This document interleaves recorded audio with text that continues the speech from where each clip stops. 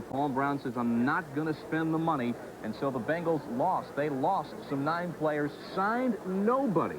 And Paul Brown has the reputation of being tight with the dollar and spending it wisely, we should say, because, yes, he got to the Super Bowl, so this is a team that has some needs. Lost 9, added nobody. Well, he had the injury to Waller. When you look at Joe Waller, went down on the offensive line, so they have those needs. But when you're at this point in the draft, you're taking the best player on your board. And I think the Cincinnati Bengals are a very talented club, as we all know. They went to the Super Bowl. They have a lot of depth at certain positions. But they could use a running back because they obviously with Stanley Wilson's situation, that's a question mark. And the offensive line, I like Robert Drummond. I think at any point in this late first, early second round, Robert Drummond would be a great pick, a running back from Syracuse. This is a team that really, the Bengal organization has only, I believe, 3 scouts.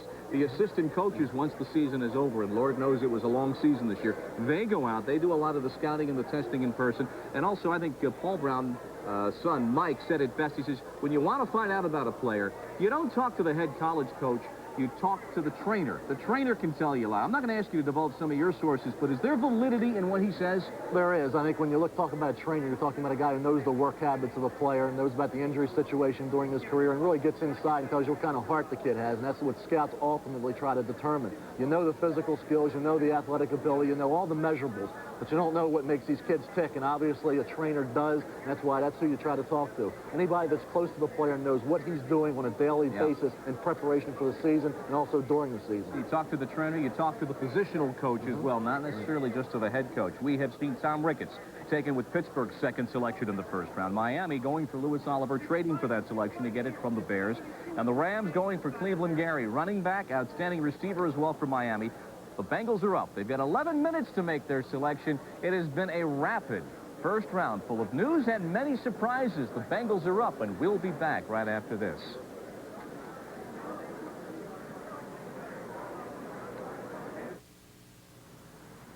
It was a great show. Oh, the best. When do you do again? The doctor says the 10th, but somehow I think I'll be early. So, who's taking your place on the Gale Harbor project, huh? No one. Uh-oh, there goes that piece of business. No. Who's going to coordinate Houston and Chicago? Me, I'll be back to work in a week. What? You're out of your mind? I thought you said you were going to take 3 months off. I am. You think you can run a $10 million account from the nursery? No. I think I'll do it from the den.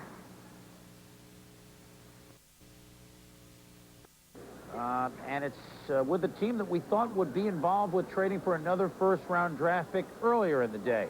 It's the Atlanta Falcons, who essentially, I guess I'll give it to you, Atlanta surrenders their 2, 4, and 10 for the opportunity to move up, what, 10 spots? The opportunity to move up into the first round, I guess 10 selections. And maybe this is a unique player in the draft. Maybe, guys, it's somebody like Lawyer Tillman. Perhaps. This is the trade that was just made. The reason we mentioned Lawyer Tillman is this is a guy with tight end size that plays outside. The only 2 players, and of course we're speculating still, the only 2 players that come to mind right away are guys who in the past have been wide receiver and tight end were both Jets, actually. Jerome Barkham, Richard Castor. Guys big who can also play outside.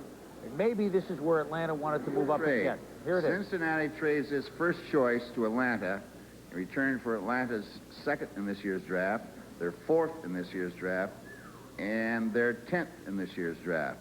Atlanta picks Sean Collins, wide receiver, Northern Arizona.